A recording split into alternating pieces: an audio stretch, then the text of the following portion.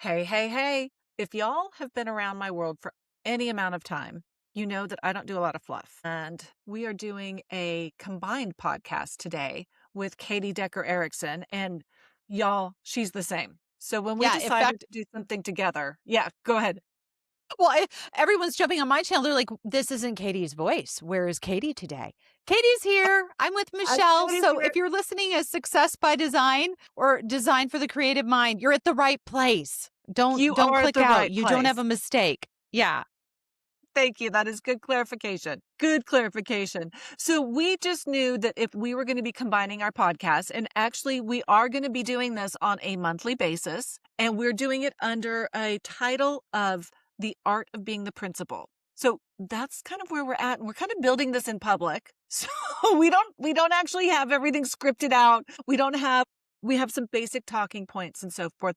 But we're here to serve you as the principal of your interior design firm. So, Katie, what does that mean to you? What are you thinking? Where are we going to go with this? I love designers. And if you've been listening to my show for any period of time, you know it's all about running the business and having the hard conversations. And I want to create a safe environment where we can have these conversations about being a CEO, being the principal, truly leading from the front unapologetically, but kindly And and without the fairly fluff. and Yes. without the fluff. Yeah, let's have the hard conversations that nobody else is happening. There's lots of conversations going on in the world of design about what we're creating, what each of our firms looks like, what we're seeing in the marketplace. But I How feel like AI is. yeah, I'm Yeah. tired of the AI conversation. It's here. If you haven't figured it out, go figure it out. It's not going away. But like what hasn't changed is the foundation of running a really good, a really smart business that makes you the money that you want to make. And I feel like there's blips. I don't know if you see this, Michelle, but it's like, we're going to focus on profit or we're going to focus on marketing or what did you do with X? And we want to have a holistic conversation, I think, of what does it really mean to be a CEO and to step into that space, as I said, unapologetically, authoritatively, and tackle the mindset and all of the variables that go into running an enterprise that you want to run that fits. Like I always say on my podcast, a business that works for you, not you working for it. What would you Well, add to and that? let's talk about that because Yeah, the art of being the principal, like say in your firm, the principal is the person who runs the firm, not the one who's doing all of like for in architecture. The principal's not the one doing all the drafting. Okay. It's not the one in every meeting managing every detail, but what heck, Katie, you were just quoting that there's that like most interior design businesses are 4 people or less, right? You were just most talking of about them. that on a previous Yeah, this is meeting. a good statistic. I'm going to give this to you. Yeah. 60% plus of the $31 billion in revenue that gets done annually in our business flows through small firms of 4 or less people. So, what does that mean? If you're the principal, because it is 4 or less, designers are doing a lot of designing, even if they are a principal. So, that's hard, y'all. That is a difficult role to be in because you're the one who's leading the thing, but you're also doing a lot of the things and not always leading. It's a hard juggle. So, that's what we're here to talk about. I often say it's Let's like a acknowledge rabid it. squirrel straddling a barbed wire fence. And you have to figure out which side of it you're going to be on. If you, and this is something I haven't said in a while, but I think it's so important. If you're like, I just want to design and clock in and clock out, that is okay. Give yourself the permission. I think sometimes we idolize running our own firm, being our own thing. There's nothing wrong with going to work for a firm so you get to create all day and clock in and clock out. That is, you can be just as unapologetic about that as being a CEO. And you have our full permission, not that you need it, but I think it's really important to say that. Absolutely. And because I can tell you myself, speaking of squirrels, I'm like a squirrel on cocaine. It's like I'm looking at this, I'm looking at that, I'm looking at this, I'm looking at that, and then I got to go do this, and then I got to go do that. And it's just like at the end of the day, I'm exhausted sometimes, 100%. In more fact, I often was than not. just for sure. I was talking to a coaching client this week and she's like, okay, Katie, where are we going next with coaching? Because I feel like we figured this out. What are we doing next? I'm like, we're going to figure out how to CEO and CEO hard. We're going to put you on a schedule for CEOing. It's like going to the gym. It's like brushing your teeth. Do you want to do it every day? Not necessarily, but does it give you what you want? And do you enjoy the byproducts of it and most of it? Yes. Okay, then you're in the right seat. You just have to sometimes put on the big girl panties and deal with it, right? And so that means one day a week you're going to focus on marketing. It doesn't mean you're spending all day doing marketing. It means you're taking an hour out of the day and you're saying, I'm stepping away from the design and drafting table and I'm stepping into being the marketer. Is our brand on point? Is our message clear? Is our story up to par? Like all of these things. Another day, you're going to do your finances. Like we're just chiseling through that because you put it on a cycle like everything else and it performs. And that's so interesting that you say that because that's exactly what I teach. Monday's marketing, Friday's financial, You have me do Wednesday. Friday financial? Well, you're nice. my I gosh, give people cocktails on Friday. I'm like, you have 4 days a week to CEO and you get a cocktail on Friday. I do That's financials on hilarious. Friday. Yes. Do No, you? it's just like because I go into the weekend and I can rest easily knowing everything's taken care of. Plus, so funny 'cause- Financial Friday. yeah. It's alliteration. I like alliteration. I love you. I do it on Monday because I feel like it's like get it over with. And then I know where everything sits. So I feel empowered to make decisions all week, knowing exactly where my companies are at. Rock on. So if you're listening, just pick a day. Pick a day Pick that a works for day. you. The And point that's is the pick a beauty. day. Yes, that's the beauty of having your Yeah. own business, right? It is. You It's get to you run can go it. in that The respect. key is you're running it. That's the difference. This is where we talk about CEOing is a verb. Add the ing. There's lots of business owners out there. Yeah, great. Knock them dead. But if you actually want to get back to that art of being the principal, you have to be CEOing. Well, that and there's a bunch of business owners, but most of us, small businesses, are business operators. We want to step out of the operations and into the ownership because, like for Love ML that. Interiors Group, my company, our operations, the business runs itself. I've told this story a million times. Like when I went to go adopt my now daughter, Genevieve, 8 years ago, gosh, it was almost exactly 8 years ago when we were driving up there. And my firm, I called my team. I was like, Debbie, Megan, what's going on? Is everything okay? They're like, yeah, we're just following our processes. I was like, sweet. I thought the building had burnt down, but truly they were just navigating everything. So if you have the operations in place as the Yeah. owner, you're not having to go through and answer the same question for every project over and over and over again. They're standard operating Yeah. procedures. And they should be. It's not fun to reinvent a procedure every time. What's fun is to create new designs every time. And I think what we miss in the design world is understanding that when those processes are in place, it gives you back the creativity you so long for and crave. Absolutely. Because you're not sitting there trying to tell someone for the 85th time why the 5th window treatment didn't go well and trying to still fix it. That should have been fixed back on time number 1 so you could get back to doing what you love. Well, and creating. technically, you should have a process for those window treatments. And everybody on your team, including yourself, should know who you call when it's time to create window treatments and have them do the measurements so you're not the one out there doing it. But Katie, we could Yeah. talk about this all day. You know what I wanted? True story. So, yes, I know, right? With cocktails. One thing that I do want to bring up to our audience. Yeah. We are recording this at the end of May. It should be coming out the first week of June. We will have a couple more episodes, but Katie and I are planning an event on August 24th here in the Dallas-Fort Worth area. We're still putting it together. So one of the reasons why we wanted to get this podcast done so quickly, because we literally just threw it together, is so that we can ask y'all, where are you in your world right now? We're looking at 3 pillars: marketing, operations, and finance, right? Those are kind of the 3 big things in any business. You have to market in order to get business. Once you get the business, you have to be able to operate and execute.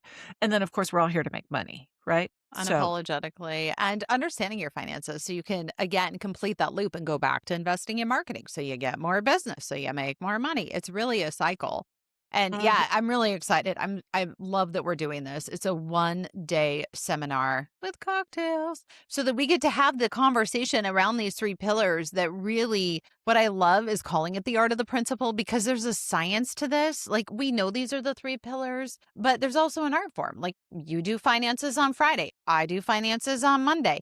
There is still an art and a science to this. We want to give you the foundations so then you can get busy designing the business that you really want rather than feeling like your business is dragging you around by the tail half the time. absolutely, or the tail wagging the dog. So we want to know, do you want to dive into the 3 pillars and pull those apart? Is that the format that works?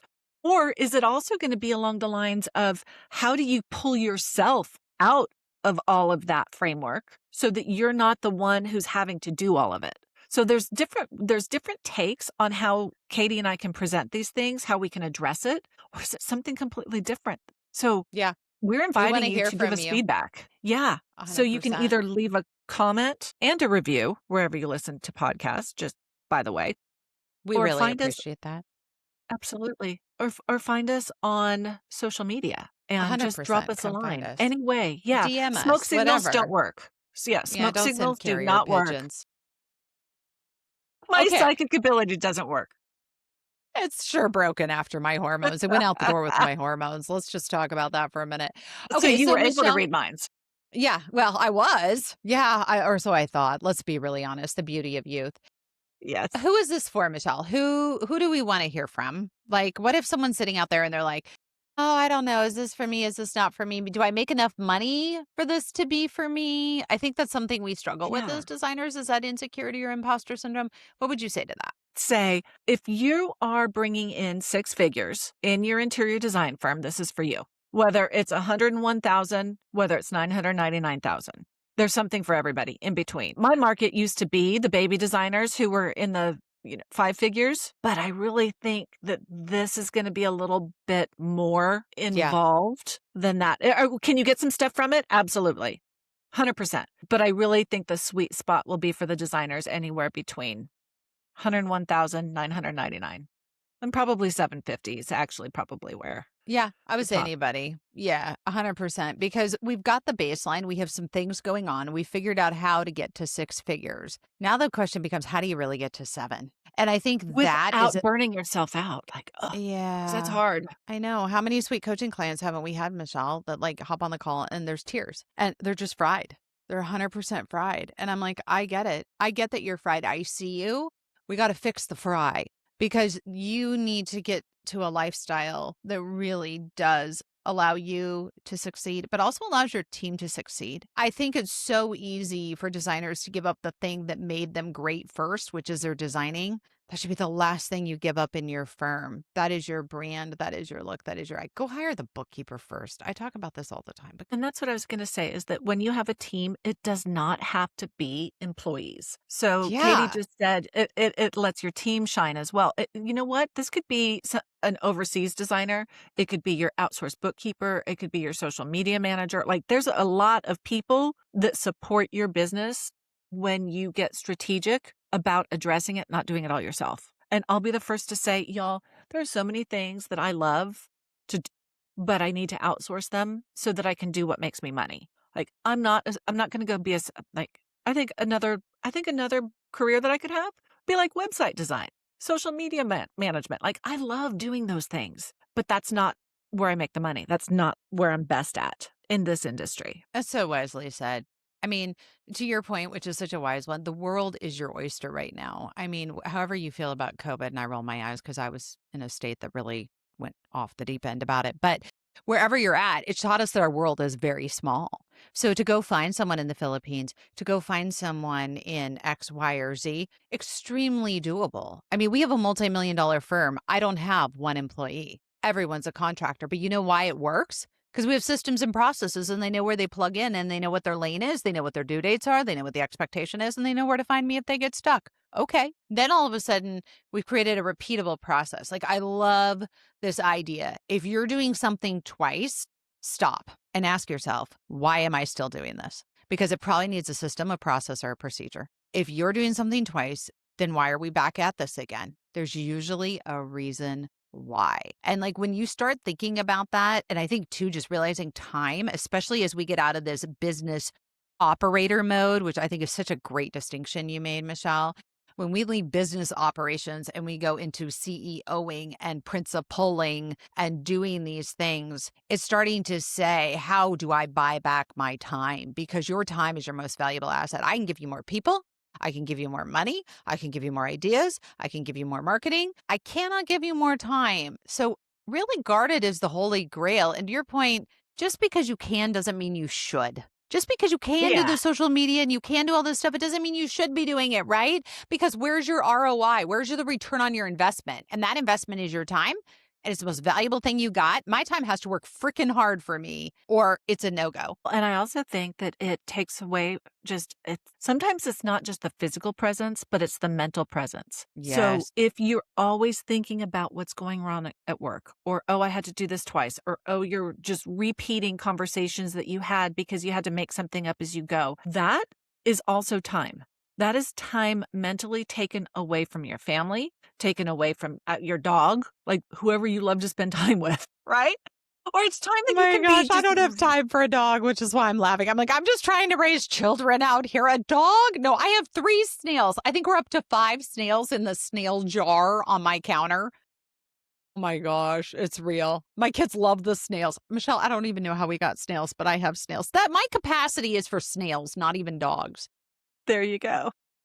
Gosh, it's a thing. But it's time. It's time. You pick. So the art of being the principal, I think, is something that oftentimes we get into business thinking that we're going to be a designer. But in truth, you are a business owner that runs a design firm. You're a businesswoman who owns an interior design firm. So we have to switch that thought process. And I'll tell you that, like, even myself, like, there's times where I catch myself, and it might be weeks at a time, where I'm truly just in the weeds. I am not leading anything. And I catch myself and I'm like, holy crap, I have been the operator, not the owner. It's so easy to do because here's this critical moment. What made you and got you to this point isn't going to get you to the next one. It's not going to get you to the next one. So being the operator got you to 6 figures. And that's amazing because you learn the ins and outs of your business because you had to do it all. And that's then you can not going to manage get you. people doing it. You can manage people doing it now because you know how it needs to be done, what works, what doesn't work. 100%. And making that transition is what gets you to the 7 figures, but you have to be willing to let go. And I think that is exceptionally hard. Now, it's not letting go of what made you great, which is don't go hire an assistant designer the first time you get stressed out. It's the worst decision you can make. Go hire the bookkeeper. Go hire the marketing person. Go hire all the peripheral tasks before you take away, 1, what you love, but 2, what your clients are expecting to see. Like I just did this with the designer last week. They're like, okay, but how do I still stay involved in design? I've hired everybody else in my ecosystem. I really actually do need an assistant designer. I said, yeah, you do. But here's the thing. You're creating the mood board. You're doing the client meetings. The assistant designer's coming along to hear the feedback. And then you're turning them loose to go populate the sourcing and start rendering it out and doing it. There's touch points along the way where it's still got your thumbprint on it and it feels completely cohesive to the client. But the legwork, to your point, Michelle, is being done by the assistant designer. Absolutely. Go get me a purple velvet Chesterfield. That's what I want. Okay, let them go find it. Let them bring you the 300 shades of purple. Narrow it down to 3 and let me choose the third, which one we're going to use. Absolutely. Absolutely. And I Get also out of the think weeds. that, but it's also about being confident enough to hire people smarter than you, right? You shouldn't Like, be hiring anyone dumber than you or you're wasting your money. You're hiring specialists to come in, right? And I if love you're the that, smartest one in Michelle. the room, you're in the wrong room. 100%. 150%. The reason you're paying them is because hopefully they're better at it than you are. Can you do it? Yes. Back to social media. Can you do it? Yes. I want somebody who does it better, smarter, faster, who's keeping tabs on algorithms changing and mini chats and all these words that, like, as I approach 50, I just roll my eyes about and don't care, even though I know they're important. I want to go find somebody where that is their heartbeat and their passion and they do care and be like, go get them, Tiger. Go get them, Tiger. That I mean, might don't be you the kind of feel title of that our, way? that might be the title of this podcast. The Art of the Principal. Go get them, Tiger. Go get them, Tiger. Like, hire the people brighter, smarter, and let them do what they should be doing. And there's also something that happens magically. At first, it feels scary. It's probably like learning to like do anything new, right? First, it's scary. Then there's this moment of it might be working. And then it's great. Look at it go. And like approaching this point in the career, like, I don't know, after almost 20 years of doing this, I'm like, great, look at them go. I mean, they're doing stuff better than I do it. That means I've made the right hire for whatever that position is. They're coming up with new ideas of how to refine your processes. You made the right hire. They're finding things that you're like, dang, that looks good. You made the right hire. Like, that's what you're looking for. And if you feel like all you're doing is correcting mistakes, you need to revisit who's in what seat on the bus in your firm. if you're constantly dealing with mistakes, you don't have the right people on the right bus in your firm. They should be as interested in your success as you are, and they should be so good at what they do. They're blowing your mind, not you constantly having to rectify what they're creating and fixing and you taking over. If you find you're constantly taking it over, you get a mood board and you're like, oh gosh, you've got to be kidding me. And you spend 2 hours on a Sunday fixing it. There's a problem. There's a disconnect. Either it's a coachable moment or it's the wrong fit. And being the CEO, being the principal, the art is having the courage to call it. I mean, the art is sitting in the seat of your intuition and going, this isn't a good fit. This isn't the right person in this slot. It's not to say there's not another spot on the bus for them. But I also like contractors for that reason, because usually they're coming at it as they know what they're good at. They know what they want to hone in on.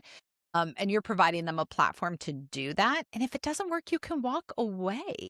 And nobody's worse for wear. Nobody is worse for wear. But Yeah, you again, fire like an you're employee, saying, they got nothing, right? Like you and you fire a might even have to pay them contractor. unemployment. Yeah, you fire a contractor, or you just say this isn't a good fit, or we need to go in a different direction. At least they have one other client. You're not leaving them high and dry either. Not that I enjoy firing, but I think like as women, we take these things really to heart, and you don't want to feel like you're leaving someone high and dry. You leave them on the bus too long, the firm starts to suffer. Your margins aren't where they need to be. You're repeating work. You're getting frustrated.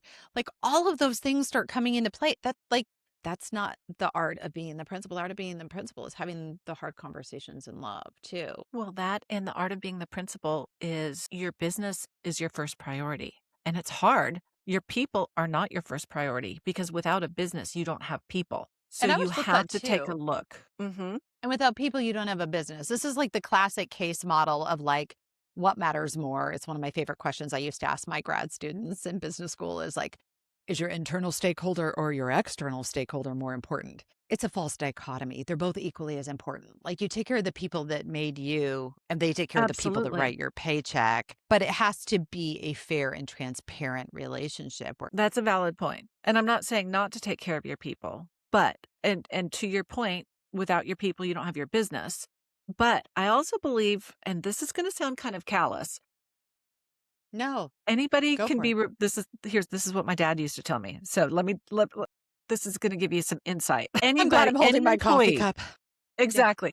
Anybody can be replaced by a white button. And what he meant by that is that there's nothing that an employee brings to a business that cannot be replaceable. None of my employees, and I've had many, I love them all, they're all replaceable. I can hire another designer. I can hire another bookkeeper. I can hire another social media person. But at the end of the day, your business relies on them, yes, but you have to take care of yourself and your business in order to employ the best people. How are you going Yeah. to pay the best people if you're not making any money? So true. I'm thinking as you're saying that, I'm like, I have one unicorn that if she went away, I would die. When you find those people, don't let go of them, by the way. Amen to That's a that, bad life yes. decision.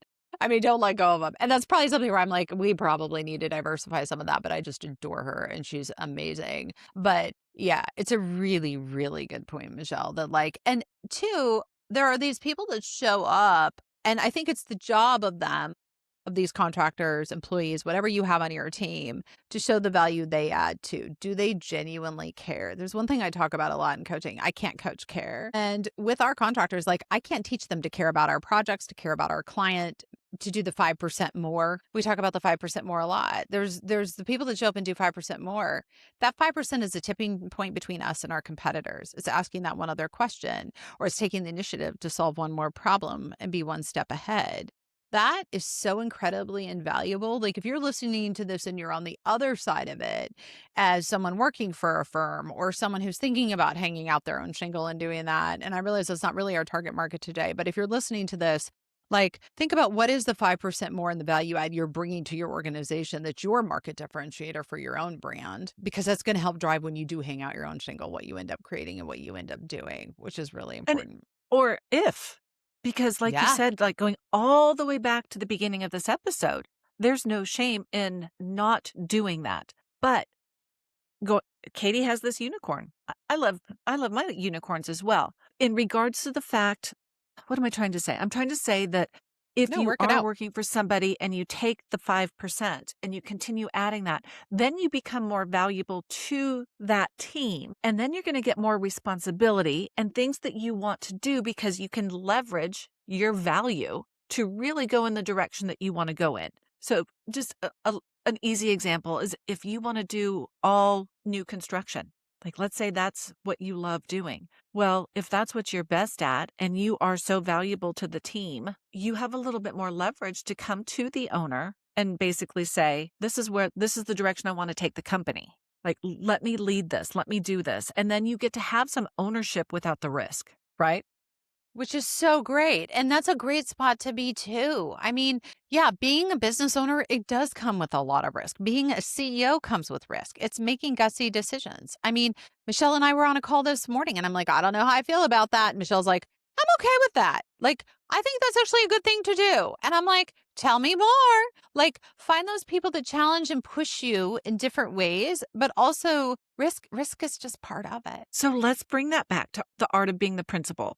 Like Yeah. you were so open on that conversation to say, push back. Like, I don't understand it. So I feel this way. And this is how I feel, completely legit. But as the principal, if you're in that seat, you don't want to surround yourself with people that are just going to agree with you. It's the Right? Isn't that what ChatGPT does? ChatGPT is always, oh, you're absolutely right. That's a great perspective. Like, shut the hell up.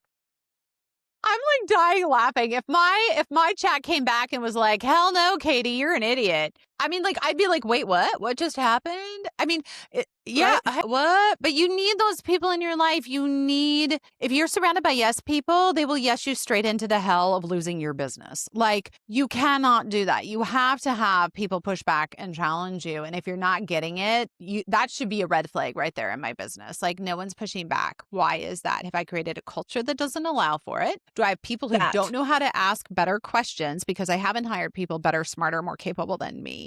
What's going on in my firm? And just sit in that for a minute. You got to be okay with the discomfort. In CEOing, this is the art of principling, is sitting in the discomfort to figure out, why is there discomfort? Because you cannot solve what you do not know. And until you can identify it, you can't move through it. I love that. And it's so funny that you're saying that because Are you thinking for a moment?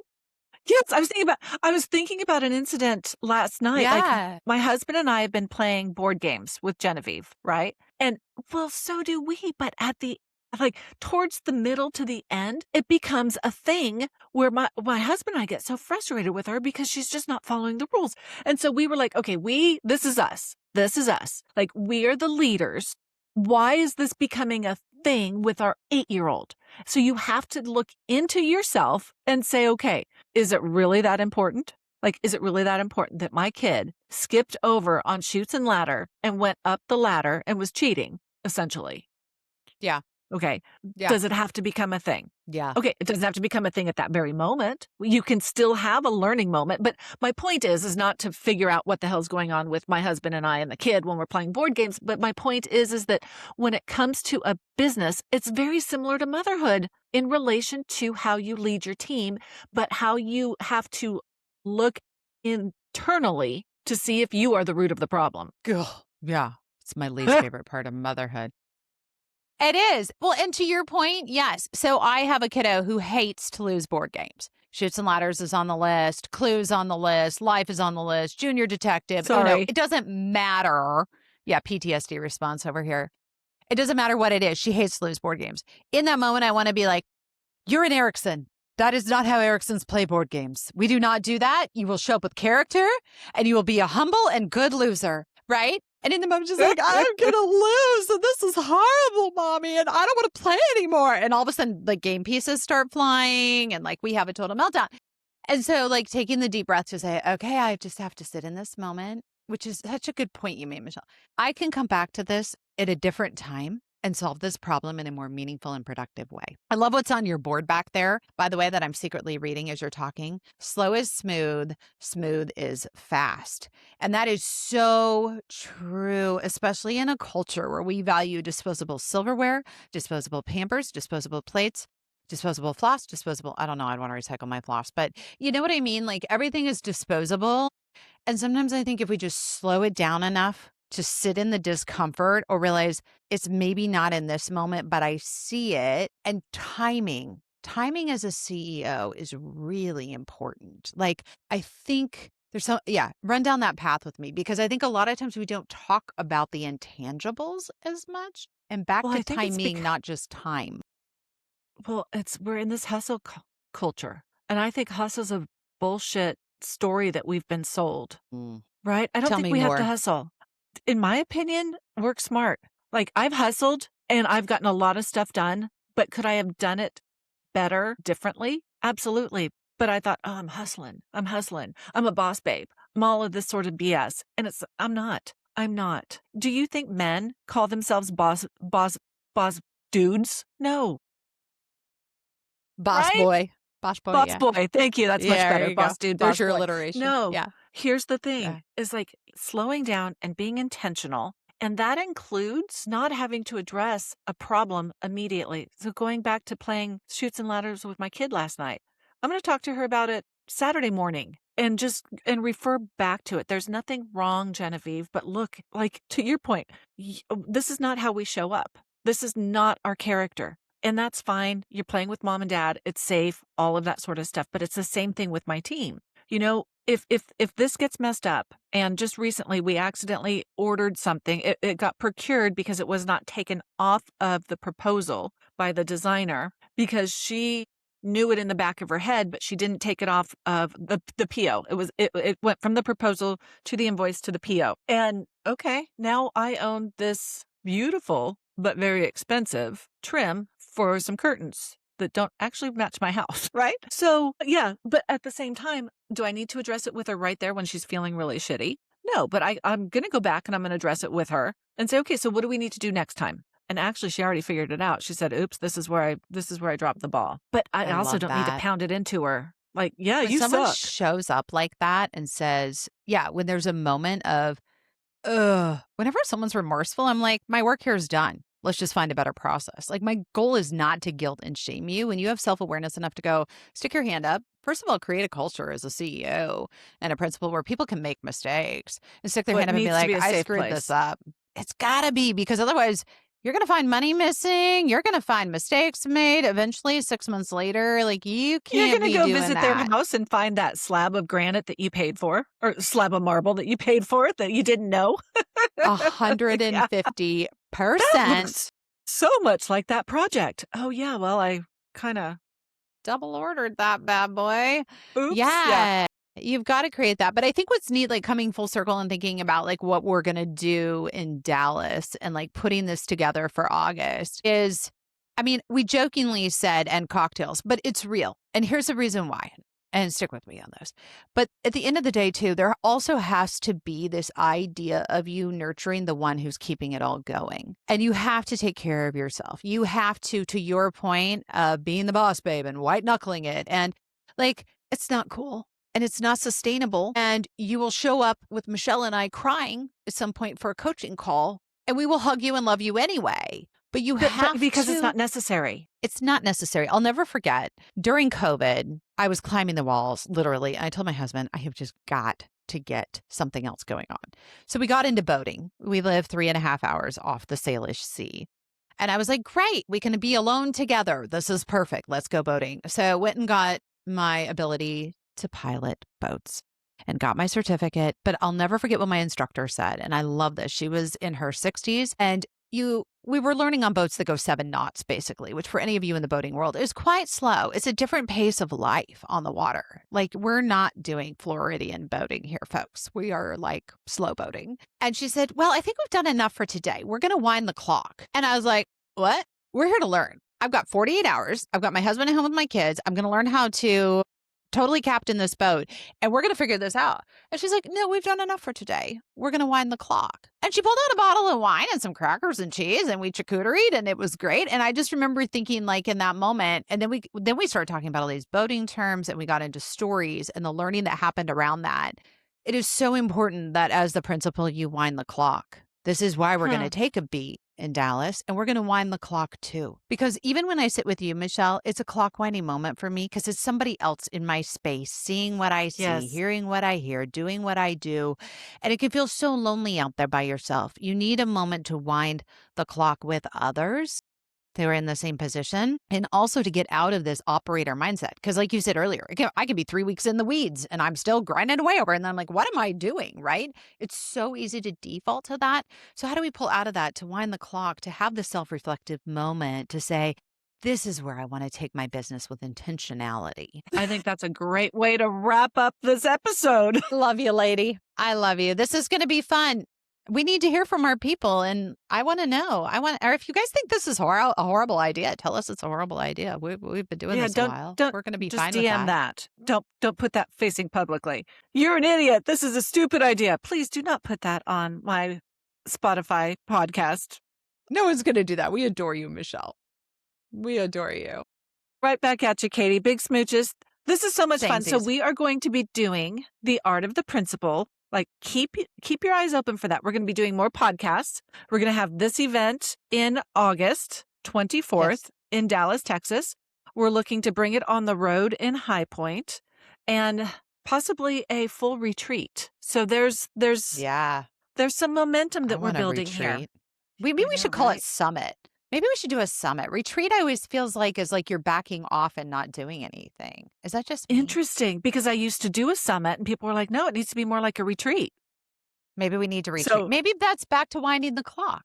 See, let us know. What do you think? Summit or retreat? Let us know. We want to hear from you. I know I have mixed feelings about both terms. I'm like, are we having a bad case of overachieveritis if we summit? And then I'm like, oh, but if we retreat, are we doing self-care and winding our clock? I don't know. I think you can do both. Maybe that's our next episode. Maybe we're retreating to our summit. Okay, we're done here. Thanks for listening, y'all. Please reach out to us. Please join us in August. And thanks for being here, Katie. Thanks for being here, Michelle. This is so much fun to do it together. It's fun to do it together. I enjoy these episodes. Yes. And as we always say, remember, your business should be working for you, not you working for it.